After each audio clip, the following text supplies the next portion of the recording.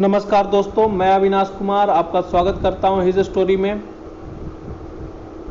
मध्यकालीन भारतीय इतिहास में हम लोग इल्तुतमिश के बारे में पढ़ रहे थे। अभी तक इस टॉपिक पे 4 वीडियोस आ चुके हैं। यह इस टॉपिक का 5वां वीडियो है और यह आखिरी वीडियो होगा। इसमें हम लोग इल्तुतमिश के समय के शासन व्यवस्था के बारे में जानेंगे कि इल्तुतमिश ने अपने शासन व्यवस्था किस तरीके से एक नवीन प्रशासनीय ढांचे की स्थापना की। सबसे पहले इल्तुतमिश ने 40 सरदारों के एक दल का गठन किया, जिसे हम चारगान के नाम से जानते हैं, जिसमें उसने अपने विश्वास पात्र गुलामों को रखा ताकि उसे विद्रोह का सामना ना करना पड़े। उसने न्याय व्यवस्था को सुधारा और मुस्लिम शरीयत के आधार पर न्याय प्रणाली की स्थापना की। मुद्रा में भी व्यापक बदलाव किए उसने।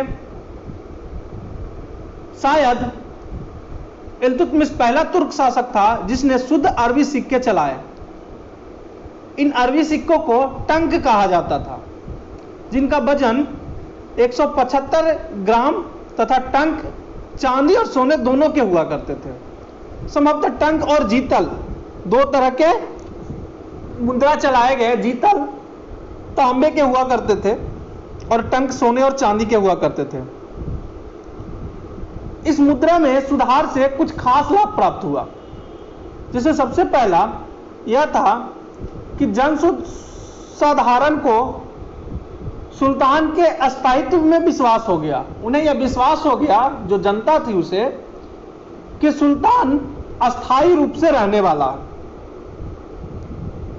दूसरा, चूंकि टंक पर खलीफा का नाम अंकित होता था, अतः मुसलमानों की निष्ठा सुल्तान में अपेक्षाकृत अधिक हो गई। इस तरीके से इल्तुतमिश ने अपने आप को सर्वमान्य साबित करने के लिए धर्म का सहारा लिया, ऐसा कह सकते हैं हम लोग। दूसरी तरफ इल्तुतमिश के द्वारा भारत में एक विशेष प्रकार की भू प्रणाली स्थापित की गई, प्रारंभ की गई, जिसे हम इक्ता व्यवस्था कहते हैं। यह एक बड़ी महत्वपूर्ण प्रणाली थी, जिसे कालांतर में कई प्रांतों ने अपनाया। संभवतः यह प्रणाली मध्य एशिया एवं अन्य इस्लामिक देशों में प्रचलित थी और इल्तुतमिश के बाद से लगभग संपूर्ण सल्तनत काल में यह व्यवस्था बनी रही। यद्यपि इस व्यवस्था में कुछ दोष थे, फिर भी अपने समय के अनुसार इक्ता प्रणाली की जो व्यवस्था थी वो बेहतर थी। इक्ता प्रणाली में वस्तुतः भूमि को छोटे छोटे भागों में बांट दिया जाता था, जहां से रेवेन्यू कलेक्ट करने की जिम्मेदारी संबंधित इक्तेदारों की होती थी।